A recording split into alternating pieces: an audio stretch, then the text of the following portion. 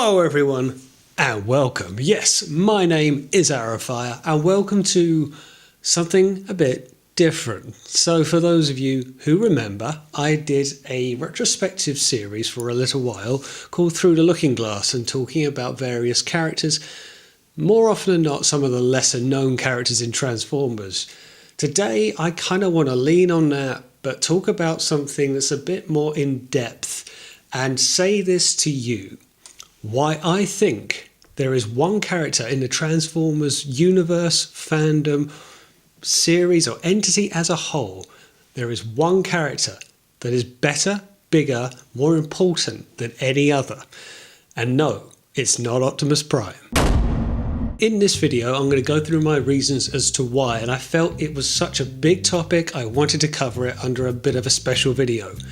Character I think is going to be the most important character in all the Transformers lore, fandom or fiction is Megatron, and in this video I'm going to tell you why I think Megatron is the most important character in Transformers. You can think about it in lore, you can think about it in toy sales, you can think about it in recognizable instances even if you're not a fan of Transformers, if you're from outside the fandom.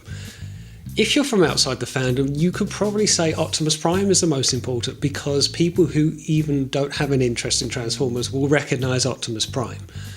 But I think it even eclipses that. If you look in any story, let's start with the story. If there's no Megatron, there's no Optimus Prime. If there's no Megatron, there's no Transformers as a series. Quite often, every antagonist needs a protagonist, every protagonist needs an antagonist, every hero needs a villain, and if you don't have one, you can't have the other. So in terms of as an entity, as an interest, Transformers wouldn't exist, and yes, Optimus may be the most recognisable, the icon like you see on a billboard, but if there's no Megatron, there is no Optimus. Optimus can't be a hero if he can't fight against the villain. Transformers as a series, as a show, as a toy line doesn't exist without something to go up against. Megatron, in terms of the cartoon, when it all started, going into the 1986 movie, was there for galactic conquests and to take over and was the big evil lord, a very cut and paste villainous tactic at the time, and Optimus was the defender, light, the hero that would vanquish the evil Decepticons and stand up for those who couldn't defend themselves. So without Megatron, there is no galactic conquest. There's no reason for the Transformers to fight on Cybertron, to hunt for Energon, to land on Earth, to take over Earth and the rest of the galaxy. None of that happens without Megatron. And that is just in the context of the Generation 1 cartoon. But you come into even Generation 2, doesn't happen, because really Generation 2 is born out of the resurgence of Megatron into his big green tank. If it doesn't happen, is Starscream going to take over? Probably not. Transformers will probably end at Generation 1. The Marvel Comics was much the same. There is evil that needs to be vanquished, and think of all of the in-between storylines we didn't have. The time travelling with Galvatron, the twinning with Ratchet, terrible image. All of this doesn't happen without Megatron. There is no trying to steal the matrix of leadership. There is no matrix of leadership probably because there's no Optimus. But even just looking at the 1986 movie, let's say to that point, there is no Megatron. Is there an assault on Autobot City? And if there's no assault on Autobot City, is there a Galvatron? Probably not. Now, okay, Unicron could still happen. Unicron can still exist without Megatron. I'm fine with that.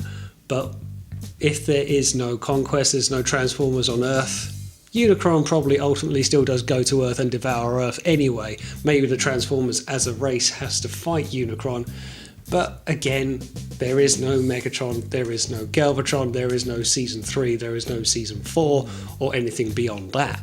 Megatron is pivotal to so much, not just on the Decepticon side. And then going a bit deeper still, what about Beast Wars? What about the Megatron in that, of course, being a different Megatron, but his namesake? And in Season 2 and Season 3, we are seeing the harking back to the Decepticon age and how some episodes the human race would be born from a certain point on Earth that the Predacons decide to eradicate because the humans who evolved from this location help the Autobots defeat the Decepticons, who in turn are the descendants of the Predacons, or the Predacons are the descendants of the Decepticons. But again, no Megatron, no Autobot Decepticon war, probably no Maximal and Predacon descendants, therefore maybe no Beast Wars. But time travel comes into this element as well, and we have the Golden Disc and Megatron leaving a message for transwarp technology, Ravage going back in time. None of that happens without Megatron being present. This is G1 Megatron, not Beast Wars Megatron. Even in the right latter stages of the series, where Megatron, Beast Wars Megatron, gets an upgrade to a Transmetal 2 Dragon by sharing a bit of G1 Megatron's spark, that doesn't happen. Maybe, it's a bit of a stretch, maybe there is an argument that no Beast Machines happens at that point. If there is no Transmetal 2, maybe just a Transmetal 1 Megatron, maybe he's not as strong, maybe he gets captured, taken back to Cybertron, Beast Machines doesn't occur at all because he doesn't get there ahead of time. That's a bit of a stretch. But again, Beast Wars is even impacted by there being or not being a Generation 1 Megatron. RID is a bit of a different one. This is of course meant to be Beast Wars Megatron, a Predacon Megatron, which again you could say doesn't exist if no Beast Wars. That's tricky, that is very much a separate universe, but you could make an argument if it's belonging to the same character who again has an impact from Megatron into Beast Wars, does RID Megatron happen as well? It's a bit vague. It is very much a different entity, but I think it will have a ripple effect nevertheless. But you come into some of the more modern times, you look at the Combiner Wars Mishimus series, you look at the War for Cybertron series that happened on Netflix with Kingdom, with Siege as well. Of course, the live action movies. Megatron is frozen in ice on Earth and is after the Allspark. The Allspark could happily exist at Earth. Now, yeah, the Decepticons might fight, they might rise, but if there's no Megatron, do they get dealt with by the Autobots? Is the Decepticon resistance quickly crushed out? In the 2007 movie, there's not going to be any Sentinel Prime. The Sentinel Prime may still happen, but the Fallen may or may not still happen. The Decepticons will be noticeably weaker without Megatron at their side in the live-action movies. The Bumblebee film doesn't make too much of a difference as Megatron doesn't really happen at that stage, and even IDW Comics doesn't have such a profound impact because Megatron flitters in and out, particularly by the Lost Light stage. Lost Light may still occur without Megatron. But that all being said, you can dial into individual fandoms, you can nitpick, but it all stems really from a Generation 1 cartoon. And look at where we ended up with Earthspark, with the brothers in arms kind of compatriot behaviour between Optimus and Megatron, and how they've almost evolved beyond their differences, a bit like an X-Men with Professor Xavier and Magneto, and now they are allies. And that's a sort of a journey's end. But if there is no Megatron, that journey doesn't happen, that endpoint isn't reached, that brotherhood of Optimus and Megatron that we have seen more and more doesn't happen. But think of it in terms of the toys, the toy sales, think of it in terms of computer games, narrative, Dark Energon. No Megatron, none of this happens. There is no birthing point to this. If you think back to the pilot episode with waking up on the shuttle with crashed and lying Decepticons all over the place, Skywarp is the first to get up and then revives Megatron, who then leads off and forms a master plan. But think of the other things that would have happened. Combiner technology would have been considerably limited. There was no need for combiners. Devastator. This has been touched on more in the comics of how Megatron had his master plan and perfected the combination technology. And yes, you can get into G-Axis or Shockwave and the Enigma combination, but for a long time standing this was Megatron's pet project to have a combiner of a Devastator. He even made a Menasor. You think of that, if there was no birth of a Devastator, how much that has such a big swing into the Autobots' favour without having to go up against a combiner. They were a much longer time before they got a combiner of their own.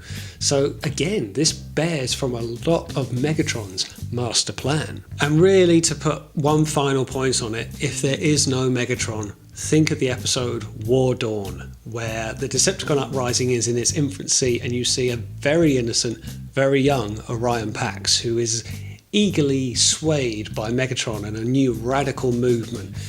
If there is no Megatron, then Orion Pax is just working in a mechanical shop. That's all he is.